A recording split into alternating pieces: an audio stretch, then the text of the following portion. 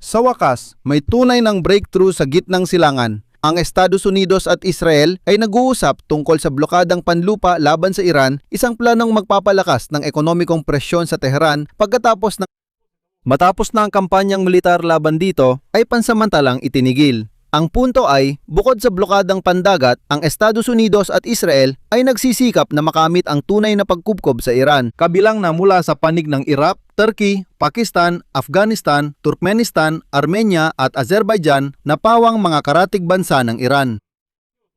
At ngayon, ang pag-atake ng Ukraine sa Dagat Caspian laban sa isang barkong Iranian ay maaring simula ng pagharang sa mga ugnayan ng Iran pati na rin sa Russia. Sa mismong araw ding iyon, inanunsyo ni Trump ang isa pang makasaysayang breakthrough. Ito ay isang kasunduan sa mga militante ng Hamas tungkol sa ganap na pagdidisarma sa Gaza Strip. Pero may isang detalye dito. Ang mismong Israel ay hindi kinumpirma ang suporta sa kasunduang ito at nagpapahiwatig na malamang ay hindi ito maisa sa katuparan. Tara, talakayin natin dalawang kwento, ang uri ng blockade laban sa Iran at kung bakit maaring mabigo agad ang kasunduan sa Gaza Strip kasimbilis ng pag-anunsyo rito ni Donald Trump na yon. Ako si Alexei Pechi, pag-usapan natin ang dalawang paksa. Pero bago iyon, mag-subscribe muna kayo sa channel na ito. Malapit na tayong mag-300,000 subscribers, kaya't magpapasalamat ako sa bawat pag-subscribe ninyo.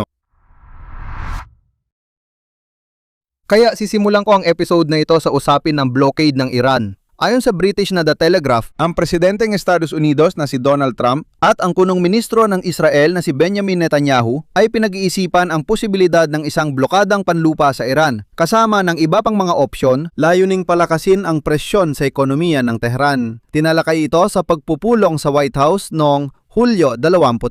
Nag-usap sina Trump at Netanyahu tungkol sa pagtataas ng presyon sa Iran gamit ang mga pamamaraang Ruso at di-kinetikong paraan. Paalala, sa panahong iyon ay sinabi ng kagawaran ng pananalapi ng Estados Unidos na mas mabuting idiin ang Iran sa pamamagitan ng mga parusa at blockade kaysa gumamit ng armas. Sabi nila, wala na ring pambayad ang Iran sa kanilang mga mandirigma, kaya kailangan gawin ang lahat para lalong lumala ang kalagayang pang-ekonomiya ng Iran. Bukod pa rito, sinasabi na naniniwala si Trump ng kasalukuyan niyang estratehiya para buksan muli ang kipot ng Hormuz ay napunta na sa dead end. Kaugnay nito, sinusuri niya ang mga opsyon para taasan ng tensyon na posibleng mag-udyok sa Tehran na bumalik sa negotiating table. Ang land blockade ay swak na swak sa kanyang estratehiya ng maximum pressure na layuning pahinay ng ekonomiya ng Iran na nauna rito ang blockade sa dagat. Ano nga ba ang nilalaman ng planong ito? Tungkol ito sa land blockade dahil dapat nating tandaan ang blockade sa dagat. Malinaw, sinusubukan ng hukbong dagat harangin ang pagpasok at paglabas ng barko sa mga pantalan ng Iran. At bago nito, ang Central Command ng Estados Unidos ay todo bomba sa Bandar Abbas para malimitahan ang operasyon ng pantalan, binomba rin nila ang isla ng Kesh. Sa prinsipyo, malinaw naman ang lohika dito. Pero ang blockade sa lupa, sa totoo lang, ay parang pagkubkob sa buong bansa. Malaki ang Iran at marami itong mga karatig bansa. Ganito kasi, ang planong ito ay mangangailangan sa Amerika at Israel na maglapat ng presyon hindi direkta sa Iran, kundi sa mga kapitbahay ng Iran at mga kaalyado nito sa riyon, isara o higpitan ng kontrol sa mga tawiran sa hangganan para limitahan ang kalakalan papasok at palabas ng Iran. Pero may problema rito. Kung susurin ang heograpiya, makikita natin na ang Iran ay katabi ng Iraq, Turkey, Pakistan, Afghanistan, Turkmenistan. Maaring makaranas ng ganting atake mula sa Iran ang Armenia at Azerbaijan kung isasara nila ang mga hangganan. Kaya dapat magbigay ng garantiya ang Estados Unidos at Israel sa pagharang sa Iran. Hindi ito gaanong delikado para sa mga bansang ito. Ang blokadang panlupa ay maaring ituon sa mga pangunahing border crossing tulad ng Incheburun at Hilagang Sirax na nag-uugnay sa Iran at Turkmenistan. Parang dito ay lubos na maapektuhan ang chain ng kalakalan at ang mga ugnayan kahit nasa China. Ibig sabihin, hindi ito ganap na blockade pero maximum na paghihigpit sa daloy ng mga kalakal. Kasabay nito, ang mga potensyal na mahinang bahagi sa buong chain na ito ay maaring maging Pakistan at Iraq. dahil hindi sila malalapit na kaalyado ng mga Amerikano. May mahalagang paglilinaw dito na inilalagay ng pahayagang telegraph. Ang anumang bansa na papayag makipagtulungan sa usapin ng blokadang panlupa ay nanganganib na maranasan ang negatibong epekto sa ekonomiya dahil sa pagbawas ng kalakalan sa Iran. Kaya, magastos talaga ito para sa lahat. At dahil magastos ito, malamang ay kailangang sagutin ito kahit paano. At ang mga bansang papayag dito ay siguradong hihingi ng kompensasyon kay Trump. Kaya naman, hindi ito sinasantabi ng mga eksperto. May posibilidad na ang balita tungkol sa blokadang panlupa ay isang panlilinlang ng Estados Unidos at Israel upang itago kay Teheran ang mga totoong hakbang na kanilang inihahanda dahil patuloy na nagdadala ng mga puwersang militar ang Estados Unidos sa reyon. Ayon sa isang opisyal ng Israel, tinalakay ng mga dumalo sa pagpupulong sa White House noong Hulyo 28 ang tatlong opsyon para sa susunod na hakbang sa digmaan. Sumiklap muli noong unang kalahati ng Hulyo matapos ang mga pag-atake ng Iran sa mga barko sa kipot ng Hormuz. Kabilang dito ang pag-abot ng kasunduan, pagpapatuloy ng naval blockade at muling pagsasagawa ng mga pag-atake. Malinaw ang konteksto ng desisyong ito. Sinabi ni Trump na maaring muling ilunsad ng Estados Unidos ang operasyong militar laban sa Iran kung hindi nila makuha ang gusto nila sa negosasyon. Ibig sabihin, ang blokadang panlupa ay, sa lahat ng palatandaan, isang pansamantalang ekonomikong paraan ng pagpuwersa na itinuturing bilang alternatibo o dagdag sa mga bagong airstrike habang napapatuloy ang negosasyon sa pamamagitan ng Oman at iba pang mga channel ng pagmamamagitan. Ngayon, ang pangalawang malaking balita at para sa akin, mas malaki ang epekto nito. Ngayon, ibinahagi ni Donald Trump sa Truth Social ang sumusunod CP. Ngayong araw, nakamit ng Konseho ng Kapayapaan ang isang makasaysayang kasunduan tungkol sa ganap na pagdidisarma ng Hamas at lahat na iba pang armadong grupo sa Gaza Strip. Malaking hakbang ito patungo sa matatag na kapayapaan at seguridad. Nilinaw ni Trump na kapag nadisarma ng Hamas at iba pang grupo, ganap nang aalis ang mga tropang Israeli mula sa Gaza Strip. Papalitan ng mga pandigdigang puwersang pang-estabilisasyon at bagong pulisya ng Palestina ang pwesto ng mga puwersang panseguridad. Pamamahalaan ang Gaza Strip ng isang teknokratikong pambansang komite, isang estruktura na hindi direktang konektado sa Hamas o sa kasalukuyang pamunuan ng pambansang administrasyong Palestino. Nagpasalamat si Trump sa Egypt, Qatar at Turkey sa kanilang pagmamamagitan. Ang ganitong kasunduan ayon sa nalaman ay nilagdaan noong Hulyo 30 sa El Alamein, Egypt at ito ang unang pagkakataon sa buong kasaysayan ng teroristang kilusang ito kung kailan pumayag ang Hamas sa anumang uri ng limitasyon tungkol sa mga armas.